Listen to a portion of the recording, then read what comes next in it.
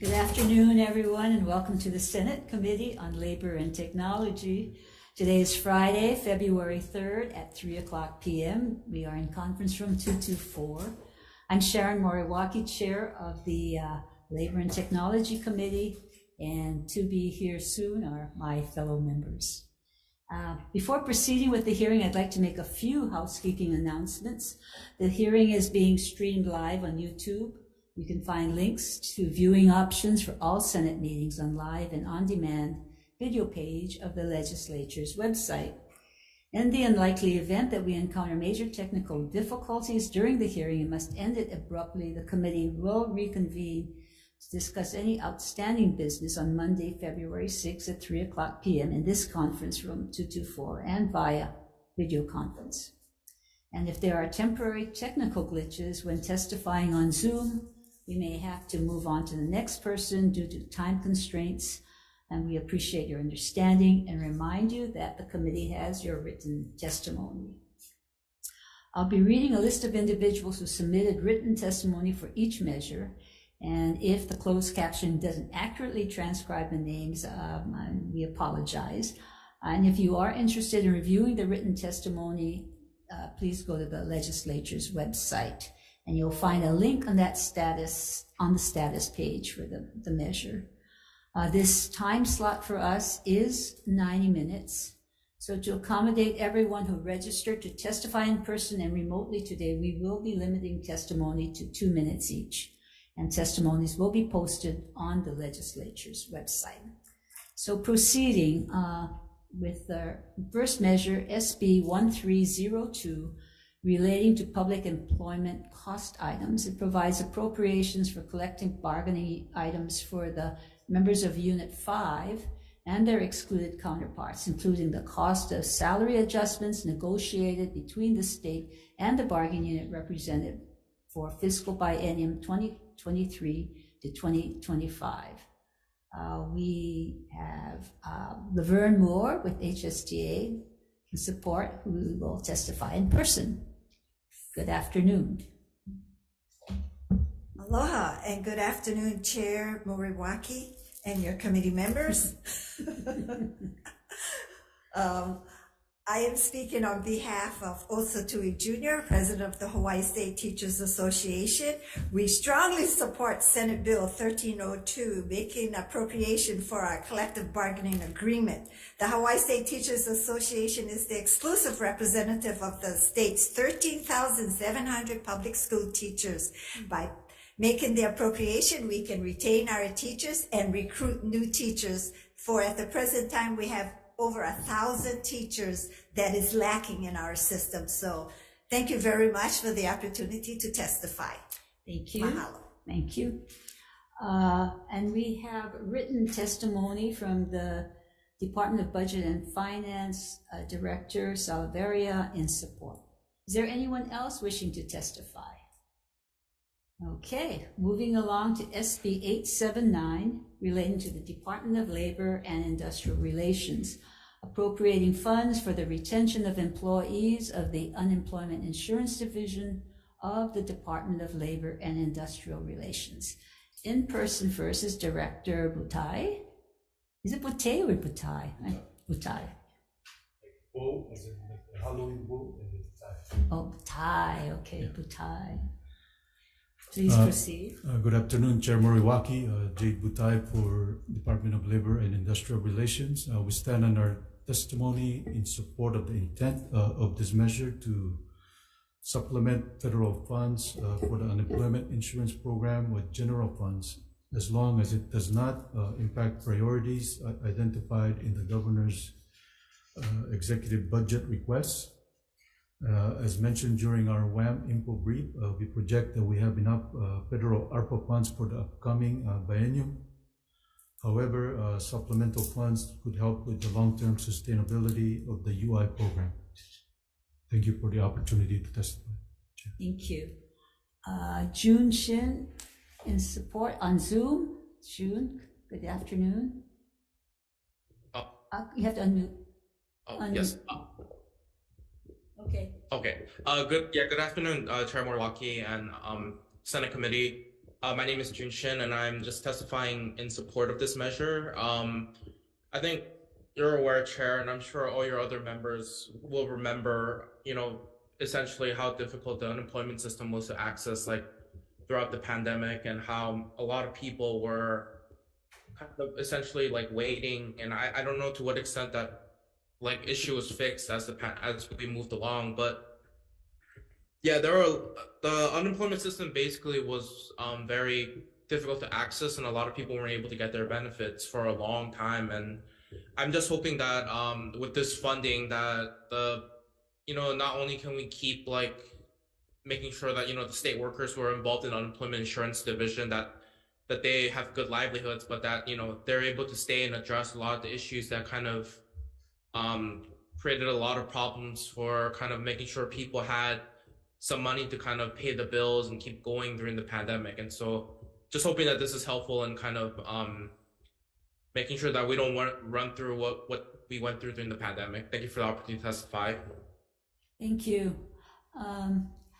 Director, could you come back up and have a couple questions? How much are you asking for, and what for, in terms of, you're saying that you need support? What kind of support would that be? Once the ARPA funds are expended, how much? What are we we will not be able to meet our obligations without supplemental funds. So the 15 positions. Yeah, the 15 positions are. How much are we talking about? There's about the annual cost for that. Those 15 positions we estimate to be about $2 million. And that's for the 15. What kind of positions are they? There are specialists, specialist 5, specialist 4, and some UI assistant. So are you looking at that as kind of when the federal funds go down, that you would want these people to stay on, or is this, how are you looking at these 15 positions? Well, when we get to 2025, I think when we will need them. And if you don't mind, Chair, I have Ann Pereira Eustachio. She's our administrator. She's my domain expert on this very. So could you come up? Hi. Good afternoon. Good afternoon, Senator Moriwaki, Senator Lee, Ann Eustachio, Administrator of the Unemployment Insurance Division. So can you tell us what these positions are and why we need it? You have positions because you've got a lot of positions that go up and down with unemployment.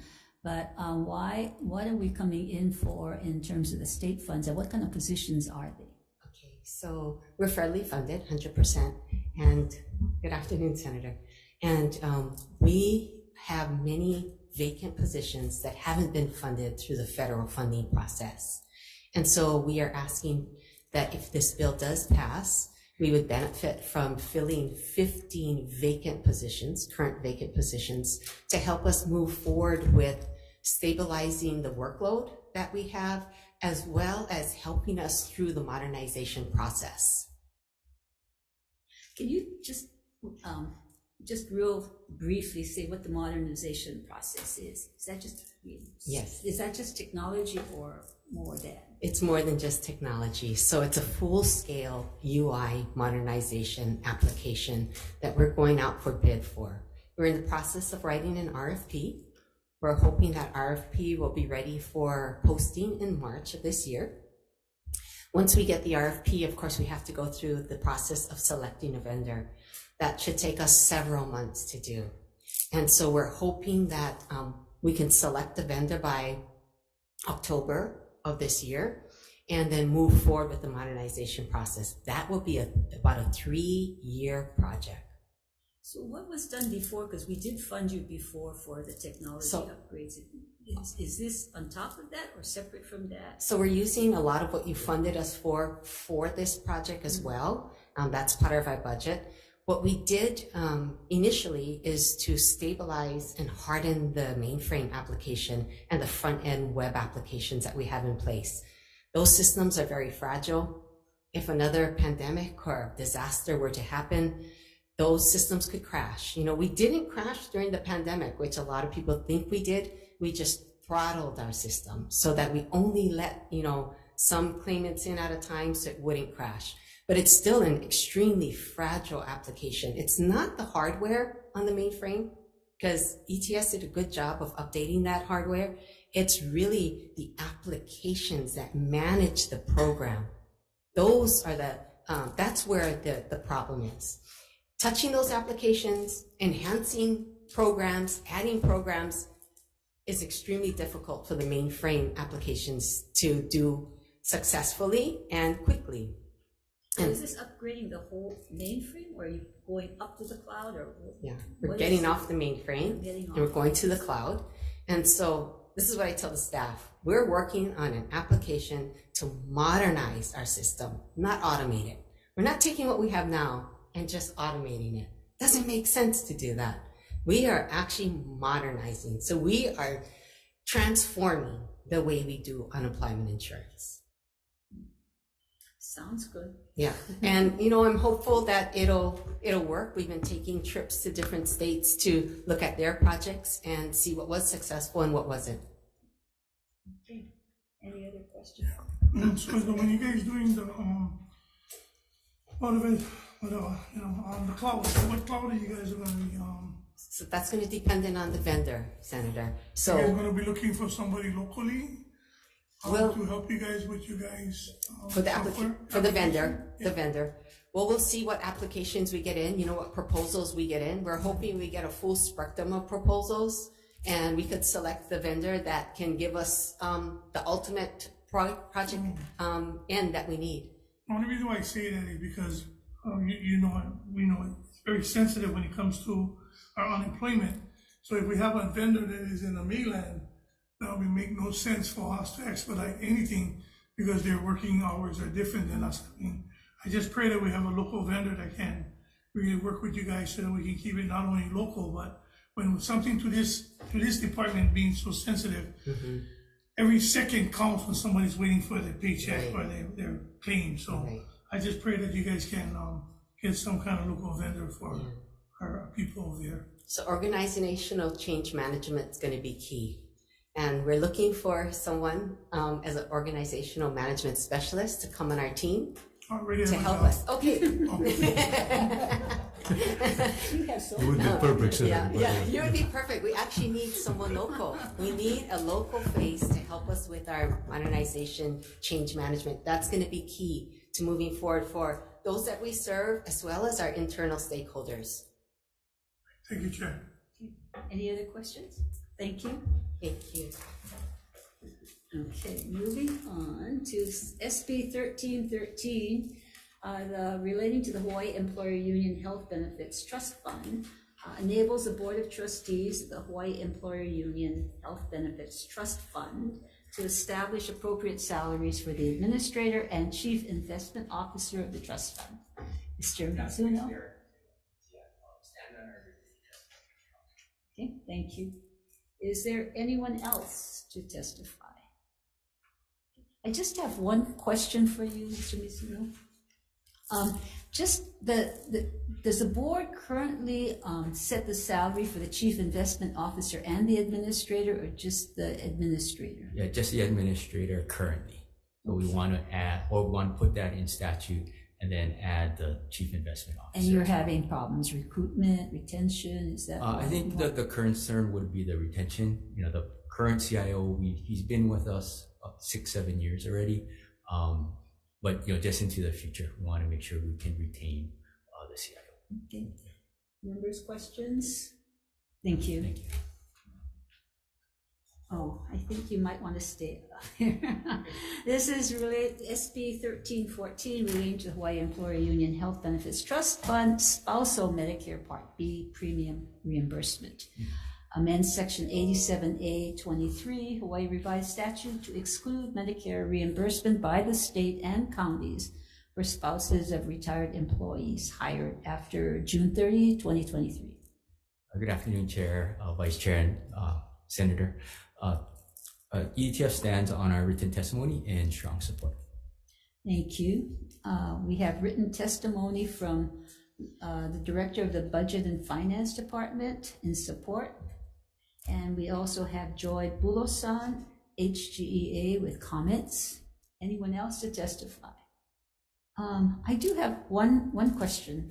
The HGA testimony said that this would be an erosion of the retirement package for career employees. Can you explain your statement in your testimony that the employer was no longer receiving benefits of the spouse's enrollment, and so therefore we aren't eroding, or are we eroding benefits? Well, I think it is correct that it is eroding the benefits. However, when we look back at what happened in 2001 with the statute change, the state and counties no longer contribute for the spouses as well as the dependent healthcare premiums, the HMSA Kaiser premiums. So it really doesn't make too much sense that the state and counties are reimbursing the Part B, because in theory they're getting no benefit from it because they're not paying for those premiums. And So why wasn't it changed at that point in 2001? we looked back and we couldn't figure out why it wasn't. We think it was an oversight that we think it It's should a have long been time done. since 2001. Yeah, it's been a while. Okay. Thank you. Thank you. I'm sure. Yes, So you're please, saying Senator that, Fidel. this is gonna take away from the spouses, in the retirement fund. That's what you guys are, for anybody after June 30th, 2023? Yeah, so it's not going to impact any current employees, current retirees. It's only for new hires from July 1st, 2023, when they retire. Well, the reason why I bring this up, you guys are already getting hard time getting employees. So how you guys gonna start cutting people that is married with their spouses, and how you guys gonna entice anybody that wanna come and work for the state because of the benefits? That was great. Now you guys cutting here and there, and then you guys worrying about having one hiring problem.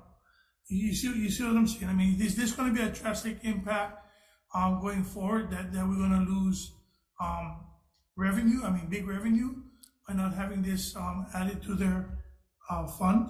Yeah, well, it'll save the state about $1.2 billion over 30 years. And I think the thought would be those savings could be used in other ways, possibly for the employees in different ways, to recruit them maybe with a higher salary or a higher contribution to maybe their current ETF benefits, as opposed to something like this where I don't think many new hires would think about this, when they're 20 something years old coming forward with a state. They're not thinking long term of contribution of their Part B premiums for their spouse. Most people wouldn't even know what those Medicare Part B premiums are. They probably rather have money in their pocket. This is for the retiree spouses. Yeah, I know. retiree spouses. No, I'm just saying, it's just that we're really getting hard time securing, we're hearing things, we give work from home benefits. That's why they can work for the state. But now we're taking away from the spouse. Yeah. One reason why I bring this is it's not the only thing that they're taking away, and it's going to be harder. Even though they're going to be 23, they someday going to get married, or they'll get married, and then when they realize, hey, I'm working for the state 20 years, I have not really nothing for taking care of my wife. So why am I working for the state? They don't find a private sector job. This is the reason why we're losing some of these guys now. Not only because of the pay, but because of the benefits. I just bring this up because the city been doing that. Different parts of the unions did that, and then we're just getting a hard time to hire people. That's all. Thank you, Chair. Thank you. Okay, next is SB 1317 relating to broadband, appropriates general funds to provide required matching funds for federal broadband programs. We have the Lieutenant Governor. Welcome, Sylvia Luke.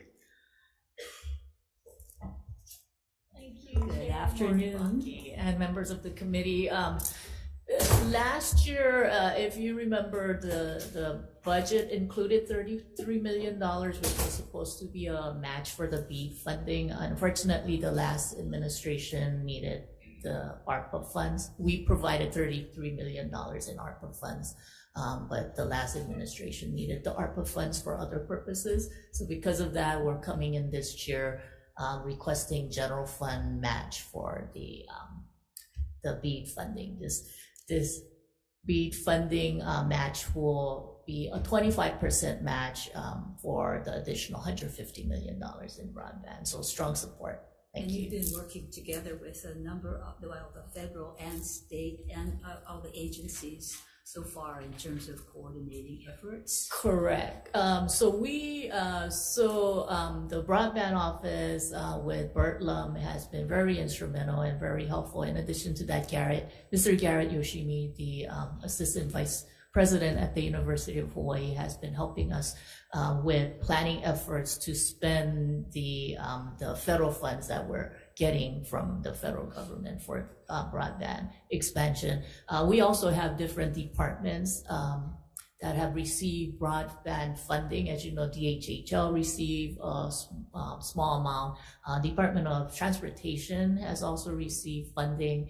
So it is going to take a lot of coordination trying to maximize and to ensure that there's no duplication, and to ensure that I think in the past there were some criticism about the use of broadband funds to purchase pocket Wi-Fi's or laptops. But even if you purchase Wi-Fi, pocket Wi-Fi's and laptops, if you don't have terrestrial lines, then it's just gonna be your book.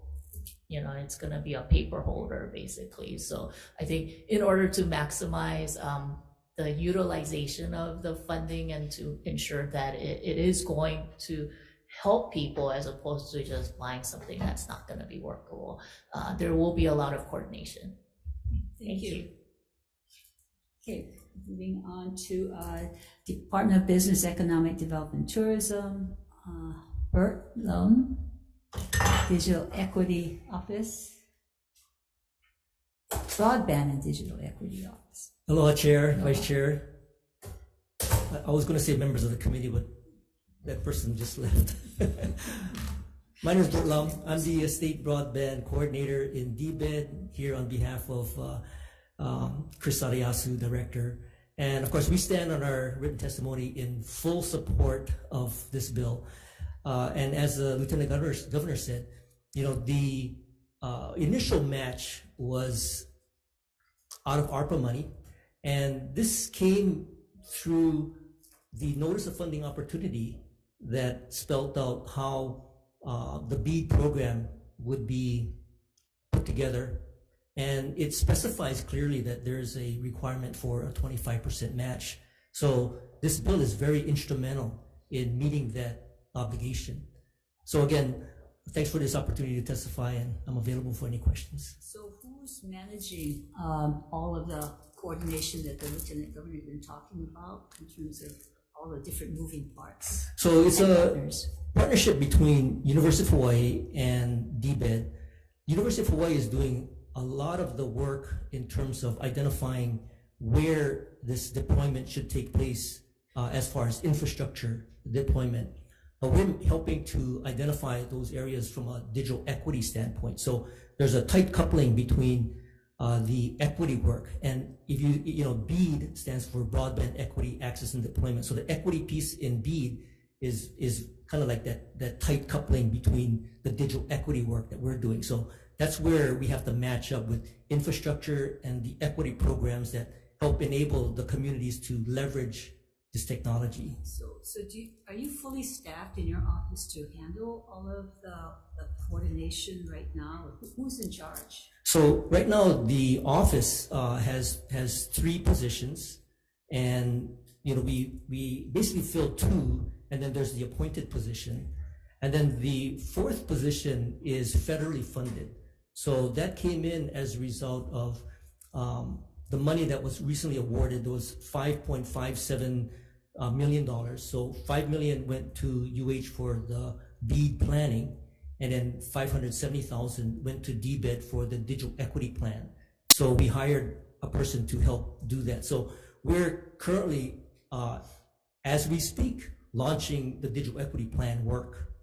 So do you have a person in charge yet? Because you're supposed to have like an appointed position. Well, in lieu of that appointed position, I'm running the office. So there's nobody yet appointed? No. And so in terms of the working group, how have you been convening, or what's been happening in that? So the working group is something that came out of Act 231, and university and ourselves are putting the list together of all the people that are part of the working group. And our first meeting is going to be taking place around the week of the 13th or 20th of February. So that's the first meeting. You're Yes. planning that? Yeah. And so you have the group together already? So we are coordinating with UH. So we collectively are in contact with making sure that the notice goes out. And this will be subject to sunshine as well. So we have to put a public notice out. We have to have an agenda. And then we'll have to find a place to actually do this. So it's all coming together. And we're in touch with the university. In fact, a lot of us will be in DC next week to talk a lot about this stuff. Okay, thank you. Okay, thanks. Let me go to Zoom. Garrett Yoshimi from UH in support. Aloha, good afternoon. Good afternoon, Senator, Chair, Vice Chair, and your committee members, I'm sure, are listening in very carefully. Garrett Yoshimi, Vice President of IT and CIO for the University of Hawaii, representing the state's broadband interest. Thank you for letting me jump into the hearing this way. I would much prefer to be there in person, but this actually makes it easy for me to teleport myself between campus and the Capitol. We have testimony submitted in support, strong support of the bill. We have been, as the two previous testifiers so eloquently said, we have been working as a group to make sure we can coordinate all the efforts as well as maximize the impact of the federal funds. This is really a one-time opportunity, and we just have to do it right to make sure that we can effectively spend the funds and create some sustainable benefits for our entire communities going forward. Appreciate the opportunity to testify and happy to answer any questions. Yeah, I'd like to just kind of circle back. Bert was saying that you folks have been working together, and it's always kind of difficult when you've got both UH doing some of the grant work and while we don't have a digital equity officer yet, Bert is kind of interim, I guess, until one is appointed. But in terms of getting this off the ground, I know that it was supposed to be started sometime this summer from the act that we passed last session. Right. And I'm just wondering, what can we do to expedite, or, I'm looking at the LG is saying that she's coordinating the effort as the governor's executive in charge, so to speak, of broadband. What your efforts have been in terms of the working group and getting governance together and being ready for planning. Do you have some thoughts about that in your efforts to date? Yeah, absolutely. Thanks for the question. So a couple of things from the standpoint of timing.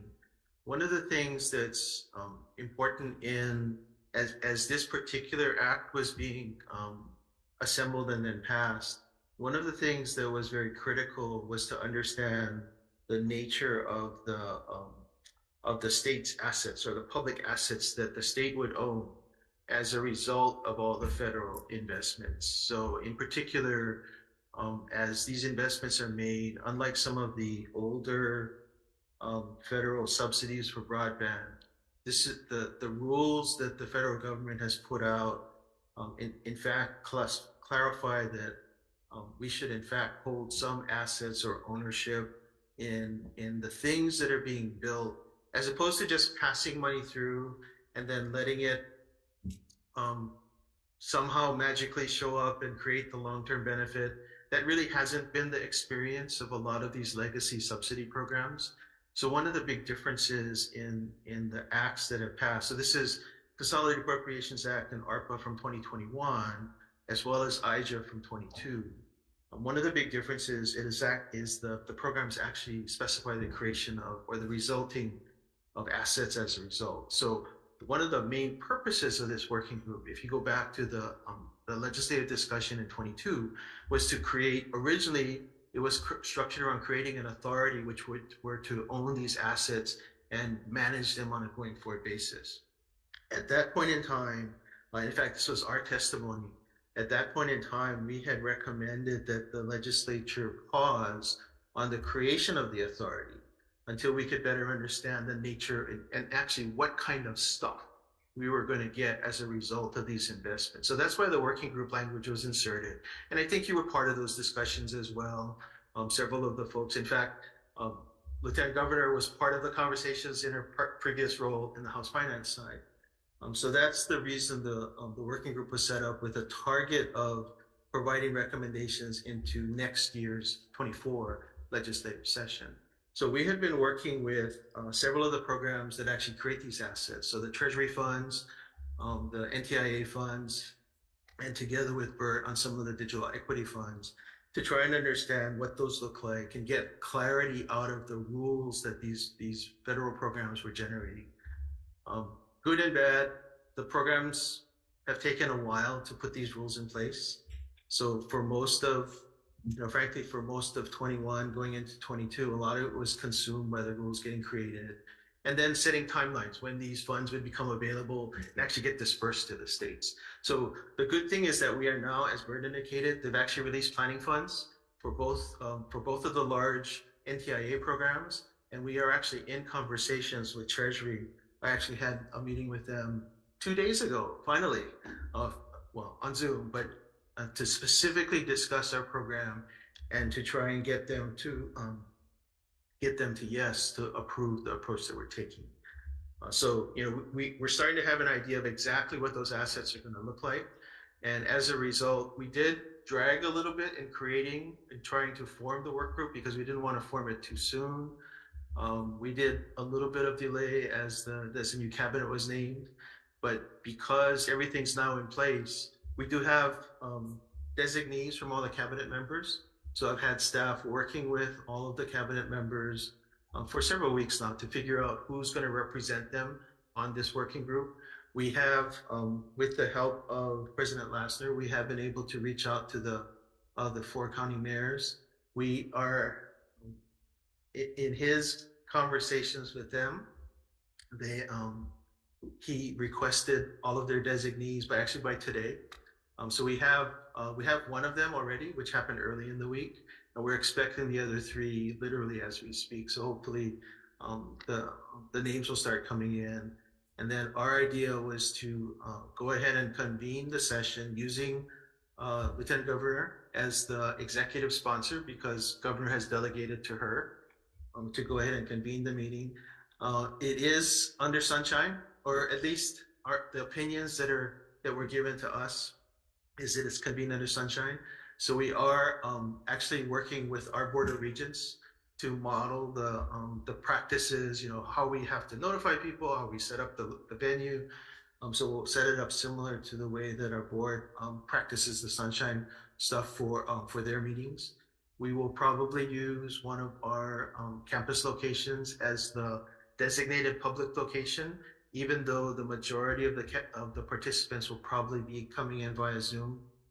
This does include the 3 neighbor island county governments as well. So we did want to make sure that we didn't, until it was appropriate, we didn't just bring everybody in just because, to spend a day for travel and for a short meeting.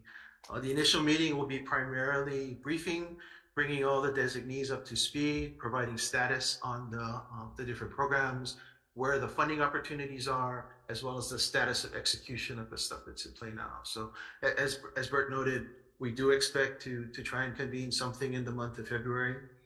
And again, everybody's been amazingly cooperative throughout the process. It's not easy to deal with our partners in federal government sometimes, but they are also being very, very helpful as we work through this. Sorry, little long-winded. Hopefully that helps to answer the question. It's good to give us an update. I'm glad, because it was kind of slow in starting, so I'm really glad to hear that the show is almost on the road. Yeah, so thank you for getting at least the working group designees together to meet. And I guess this is the first time LG might be hearing that she's the executive in charge to convene this group. But if I could call her up and see if she's amenable to this responsibility. So I think Garrett, the UH has been really good in pulling it all together, but I think having one person convening it, and whether you are willing to do that, I think it'd be great to add that to this bill to see that it really is something that's designated. Yeah, so when we first envisioned the working group, we just, it was very loose among legislators and stakeholders. And then when we envisioned the working group, we didn't really have quite the kind of the path forward on who will be the overseeing entity. And that's why I think at that point in time, we put UH and Bert Lum's office as a co-convener. But if the legislature wishes that we be spearheading this working group, then we are definitely amenable. Great, Thank you. Thank you. Questions? Okay, thank you very much. Okay, so moving right along to SB 1383, relating to the Hawaii Employment Security Law, creates the Unemployment Insurance Technology Special Fund that will be funded by an additional assessment of 0.01% to the Unemployment Compensation Trust Fund contributions to support the information technology operating and maintenance expenses for the payment of benefits and contributions under the Employment Security Law. So first up, Director Butai of the Department of Labor and Industrial Relations and Support. Aloha, Chair Moriwaki, Vice Chair Lee. Thank you for hearing this administration measure that would support the ongoing expenses to maintain the Unemployment Insurance Division's IT infrastructure. This measure is designed to supplement other funding for UI's IT infrastructure, but not cover all the costs. It's not a revolving fund. We estimate the income to be somewhere between 1.5 million to 2 million per year, depending on the tax schedule in effect during that year. If the assessment were in effect for 2022, we estimate the amount per employee would be $3.60 per year. Thank you for the opportunity to testify. Okay, is there anyone else to testify? Okay, you could keep there. Does the current UI funding pay for all the technology upgrades, or you do need this special assessment? This is for the operating and maintenance. Oh, this is just for operating and maintenance, Yes. not for the Yeah. equipment is being funded separately. Yeah, that's for the modernization. And it's about 1.5 million per year to help with the operating costs. Yes, to 2 million. Yeah. Okay, great. Thank you very much. SB 1384 relating to workforce development. It amends Chapter 202 Hawaii Revised Statute to be consistent with the General Appropriation Act of 2021, Act 88, and renames the Workforce Development Council the Hawaii Workforce Development Board and the County Workforce Development Board as the local Workforce Development Board, and requires the Hawaii Workforce Development Board and the local boards to develop written conflict of interest policies consistent with federal regulations, law and regulations. It requires the governor to select the chairperson of the state board among the private sector members, and also repeals the requirement in 371-21D for the Department of Labor to submit an annual report to the legislature on activities of the K-12 Agriculture Workforce Development Pipeline Initiative. Does a lot of things in this bill. So Mr. Butai, again. Sure, if you don't mind, I'll ask my deputy to testify since it's very familiar details of this bill. Announce yourself, please, Bill. Good afternoon, Chair Moriwaki, Vice Chair Lee, Bill Kunzman, Deputy Director, Department of Labor and Industrial Relations. Thank you for hearing this administrative proposal.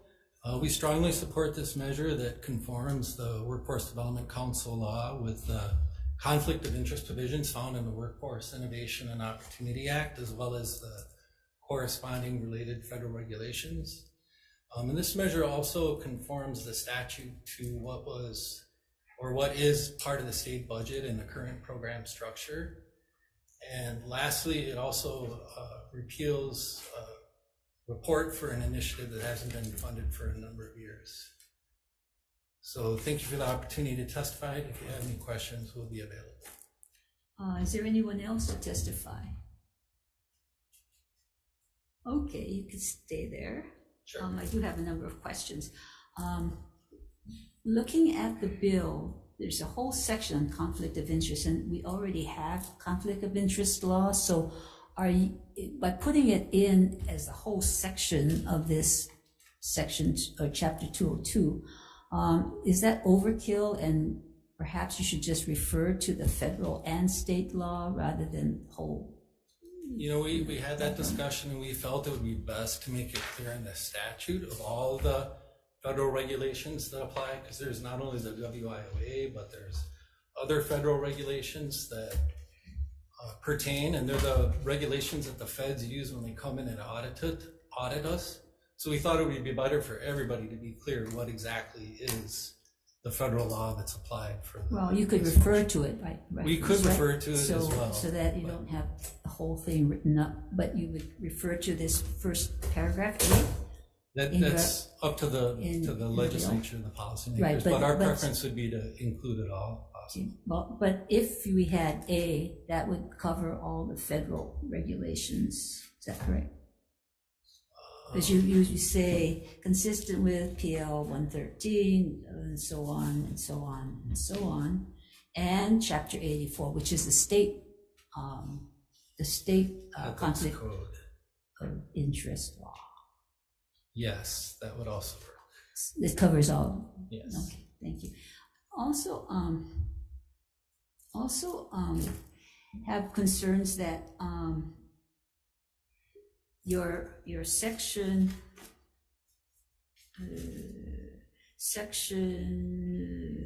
202-1 on page 4. The way it's written, the Workforce Development Board is established and placed within the Department of Labor, is counter to what your section 3 is, which is, this is an administratively attached board, because it is appointed by the governor, right? Right. So actually, there's another section. I think it's section 11, where we're suggesting repealing the administrative attachment. Well, if you repeal the administrative attachment, this is a governor-appointed board, so you really can't do that unless you change the whole.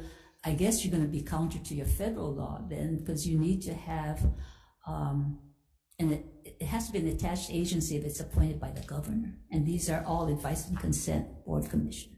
Actually, the federal law allows that. In fact, when we went and did research on the other states, it's really Hawaii is one of the outliers for having an attached agency. So the function of the board is to serve as in a capacity advisory to the governor. Well, if it's advisory to the governor and you have a board that is appointed and has to go through advice and consent, then it has to be administratively attached. You can't have it under the department. So you have to, we could defer this and have you confer with your attorneys, but can you look into that? Sure, we can do that, and we can get back So to we the chair. could defer until next week, Monday. Sure. I also have concerns that you don't have one of your duties of this board doesn't relate to the counties, and I think you mentioned county boards, but you don't have the I guess it's now called the Workforce Development Board, have any duties relating to the counties and having collaboration with the counties and coming up with the system, the workforce system. The counties are represented on the board, and I think that is part of the function board. Maybe if I could ask Mary Carr to come up and help. Sure.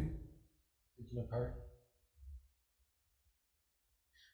I have deep interest in workforce development. That's why I'm going into the weeds of this. But I really think that when you have a system, And this is an advisory council that it really should have responsibilities to bring in the county perspective in the system.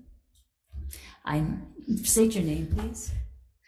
Hi, Chair, Vice Chair, and Senator. I'm Mayor Carpilitan Freitas, the Administrator of the Workforce Development Division. So in regards to your question, the local boards are represented on the state council. They're each local area. In addition, each local area are required to establish local boards. So the coordination is essential in delivering the federal grants statewide, because as a requirement of this law, 85% of the funding have to be given to each local area. And those services are delivered in the American Job Center. So it's essential for that community to be represented in the board and to ensure that the whole workforce system is in alignment with the vision of the state. Could I add to, I think, doesn't the state board also approve the local plans on behalf of the governor? So it's coordinated in that. So if that could be included in the duties, because I didn't see that there, if you can give us something in writing, and maybe we will defer this bill until Monday when we next meet. On Wednesday, next Wednesday.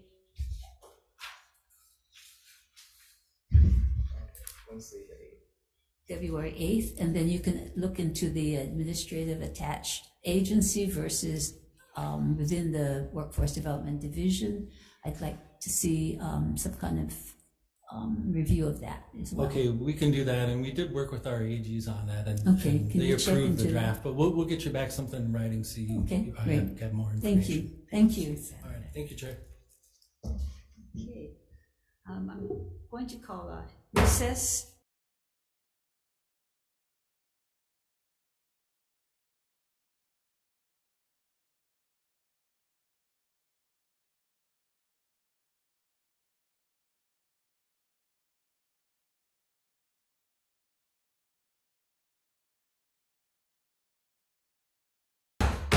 We are reconvening the 3 o'clock hearing on Labor and Technology Committee for decision-making.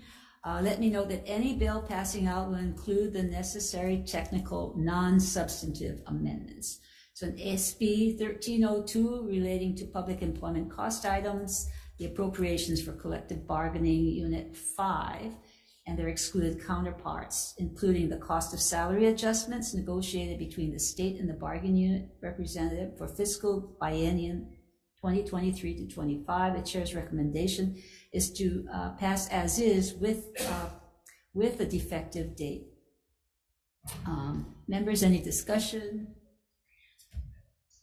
Pass with amendments. Pass with amendments with the defective effective date.